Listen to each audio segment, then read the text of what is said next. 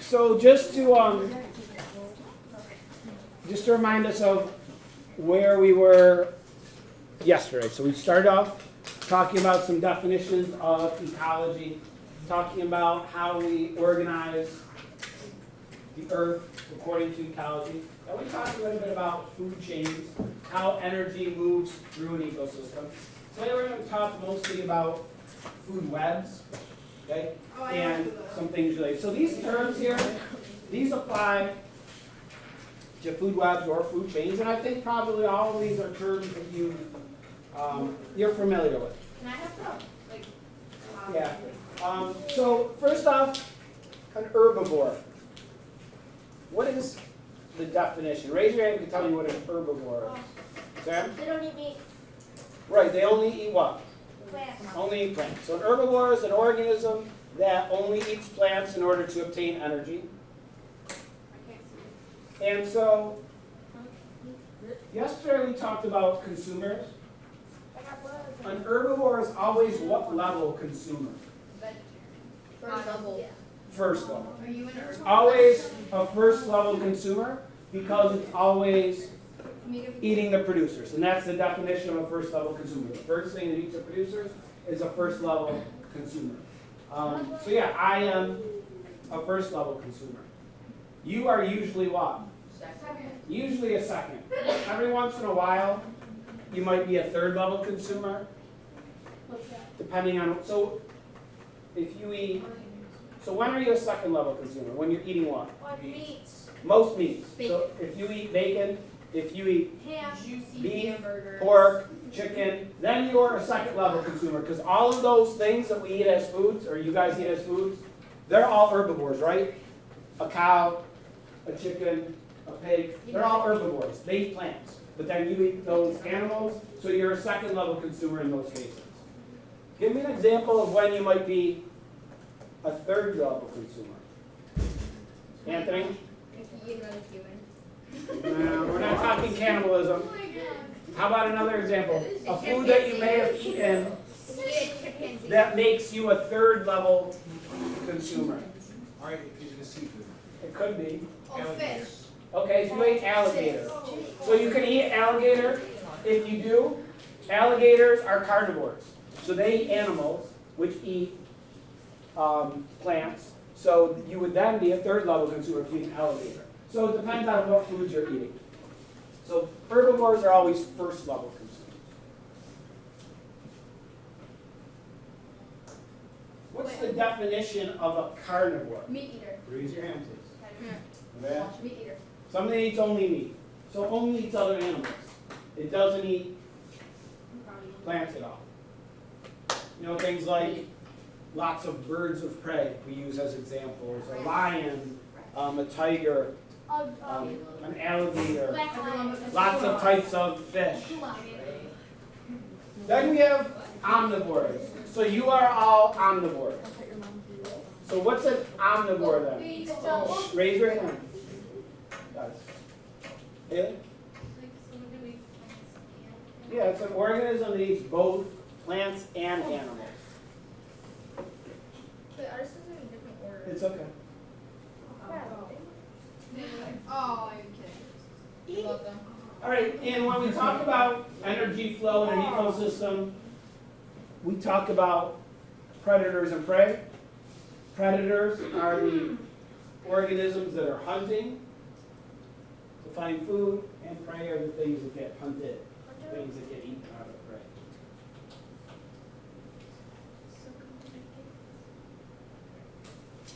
These are two terms that we used yesterday, heterotroph and autotroph. Give me a word that means the same as heterotroph, Mary. Heterotroph also would be, what is a heterotroph? They don't make all food. Correct. So what's the other term we use for those? Okay. Omnivore? No? Oh, wait. Oh. Anybody? Well, I know. We've already used the term on this slide at one point. Something that, yeah, consumer. They can't make their own food. They have to eat other things. Autotrophs can make their own food. What's the other term for them? Producers. And what process allows producers to do this? Photosynthesis.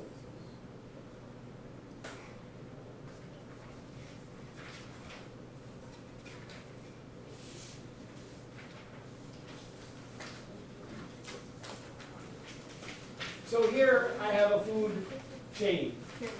I have a simple aquatic ecosystem. We have the sun. We have some tiny little plankton, which are sort of microscopic plants, eaten by small little animals, eaten by larger animals, eaten by small fish, eaten by larger fish, eaten by a person. So in this example, this person catching this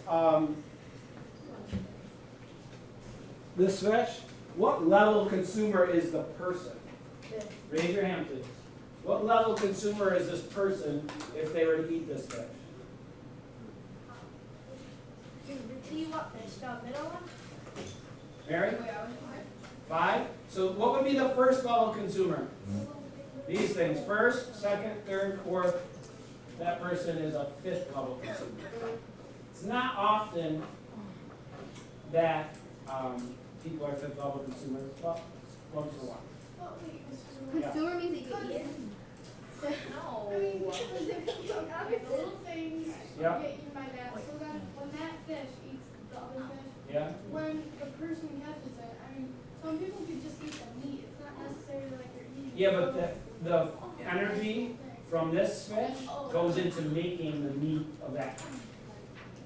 And that's what we're talking about. But what we've talked about thus far are just food chains. A food chain is when it's just a single line. Something eats something, which eats something else, and so forth. It's a straight line.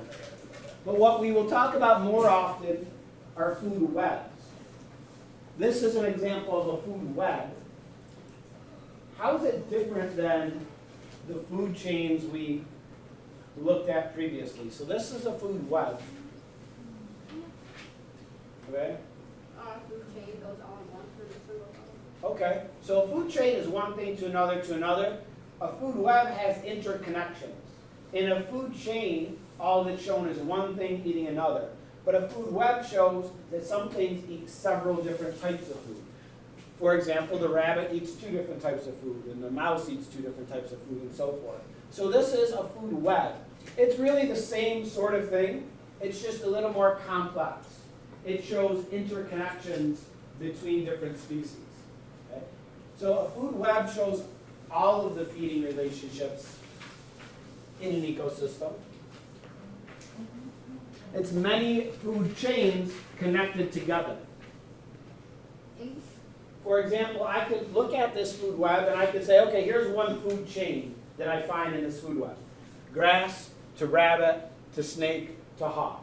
That's a single food chain that's in this food web. Or I might say wildflowers, rabbit, snake, hawk. That's another food chain. So you could pull out 4 or 5 different food chains based on this. Okay? In like 4th grade, we would stand in a circle as a class and like throw a web or the yeah, and we would like wrap it around or something. No. Now, what do you think is a more realistic view of an ecosystem? A food chain or a food web? Food chain. Okay. Yeah, food web. Most species don't just eat one single food. Usually in an ecosystem, things are more complex, that if one type of food source isn't available, an animal will eat something else. And there's lots of different types of producers. So really a food web is more accurate. All right, now if we think about this ecosystem shown in this food web. We have grass, we have mice, we have snakes and hawks and so forth. If you were to imagine that ecosystem, what would you expect to find the most of? Grass and wildflowers, mice, rabbits, snakes, or hawks? Hawks. What do you find the most of? Hawks. Grass and wild. Snake. The grass and wildflowers, correct. If I think about this courtyard, let's say out there's the grass, there's some crickets, there's some rodents that will eat the crickets, and then there's a hawk out there. What's there the most of? The grass. That's always true in ecosystem. You always have the most producers. Okay? And then as you go up the food web and the food chain, you get fewer and fewer organisms. So yeah, there'll be a lot of grass. Would there be a lot of mice? Yeah. Yeah, not as much as the grass, but there still be a lot of mice. Would there be as many snakes as mice? No. How about hawks? No. There's No, only one. there might be only one. And this is how we look at and try to make these diagrams called this energy pyramid. This energy pyramid shows that as we move up the food chain, we get fewer and fewer organisms. There's always the most producers, then herbivores, then carnivores, and then third level consumers after that. And the reason is because when one organism eats another and consumes that organism, most of the energy it consumed gets used up to move around, to stay alive, to generate body heat, and only about 10% of the energy can actually be incorporated into growing larger. Right? So every time one organism eats another, about 90% of the energy is lost, and there's just not enough energy the next level up to support as many of that level. So this energy pyramid shows that. It shows the population size, the size of energy, of biomass at different levels. And it's always the shape of a pyramid because we have the most producers, then we have the first consumers, second consumers, third consumers.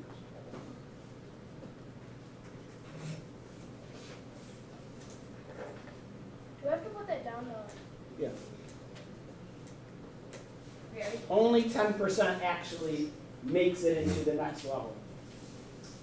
If the hawks at the top of the food chain, why wouldn't there be the most of that? Because if you think about it, let's think about it this way. So here's our hawk. How many rodents does it have to eat to stay alive? Two. A fair amount, a bunch of them.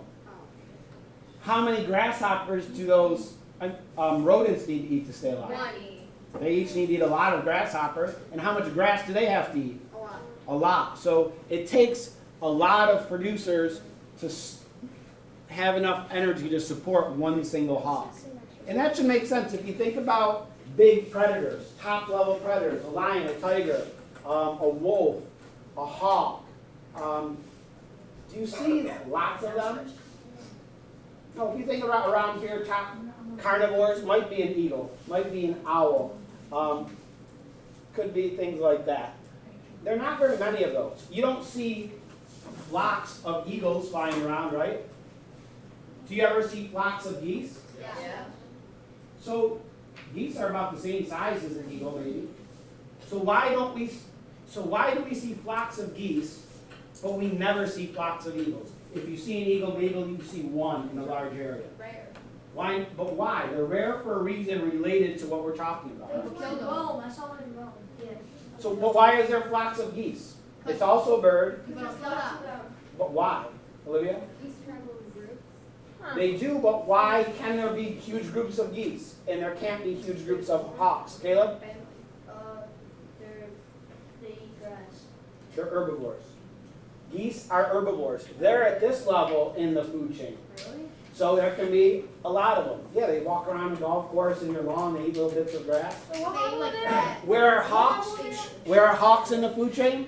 Way up top. There's not enough energy to support a lot of them. So therefore, they're solitary. You don't see very many. Okay? You don't see a whole herd of lions running around the savannah. They are spread out. They live in a small pride in a very large area. So our top carnivores, there just is not enough energy to support many of them. Question, Maria? Okay, is that why, like, when you're eating something, you get, like, more full from something? Not like so much others? that you get more full, but if you think about it this way, what if you have a limited amount of land available? If you have a limited amount of land available and you need to support a certain number of people, could you support more people, let's say you have an acre of land. Could you support more people by growing grain and feeding it to the people? Or by growing grain, having a cow eat the grain, and then the people eating the cow? Which do you think could support more people? The cow. Let's say Anthony? The grain. Why the grain? Because grain's consumer, and then people can like make bread stuff and. Okay, let's think about this. So when people eat the grain, okay, they can get about how much percent of the energy can the people get? 10%. What about if you feed the grain to a cow? The cow gets what? 10%. And then people eat the cow, They get 20%. they only get 10% of that. So they got a smaller and smaller portion of the available energy. So you could always support more eating lower on the food chain. Caleb? Are you just saying that you're vegetarian? When the book I read that I became a vegetarian afterwards, that wasn't the whole reason, but one of the arguments the book made is that environmentally, a vegetarian diet is better for the earth than a meat-based diet for that reason. Because on a certain amount of land, you could support many more people eating the plants directly Is that why- versus feeding them to animals than eating the animals. Is that why Right? you're a vegetarian? Part of the reason. Yeah, why are you? Why are you doing that? Health reasons. Is it because of like? Health reasons, environmental reasons, animal cruelty reasons, treatment of animals. And meat. It's sort of the combination of all of it. They're helping us. It's became my lifestyle. Do you ever get to become a non-vegetarian? So, I don't know, we'll see, Sam. Come visit me in 20 years and I'll tell you. All right, I'm gonna just look at me and I'm not gonna say it. thanks, Sam. So, energy, each step you go, guys, listen please. Each step you go, you're losing energy, you're losing 90%. And so, that energy is going to maintaining body heat, to moving around, to maintaining all the life processes that that animal needs to stay alive. Caleb? Where would we be with this thing? It depends what you eat. So today at lunch, if you ate the French fries, where were you? I ate the cheeseburger. Where were you when you ate your French fries? I know you did. In the cafeteria. What? Where on this energy pyramid? Sydney? Where are you if you ate French fries? Yeah, potatoes are producers. So when eating the French fries, you are a first level consumer. When you ate that strange looking hamburger, you are a second level consumer because you were eating a cow which ate the grass. So you were then a second level consumer. Another example. You got an aquatic ecosystem. So the sun shines in the ocean with a certain amount of energy. Producers can use the sun's energy to grow larger. When tiny little animals eat these plankton, they get about 10% of the energy. Then when fish eat these plankton, they get 10% and 10%. Each step along the way, only 10% is making it up to the next level. Here's another example. Again, this is just an energy pyramid. We have producers on the bottom, herbivores, carnivores, and then next level carnivores. And again, you don't see huge numbers of snakes in the ecosystem. There's not that many because they're carnivores. All right, don't worry about this. No, you can skip that. Look at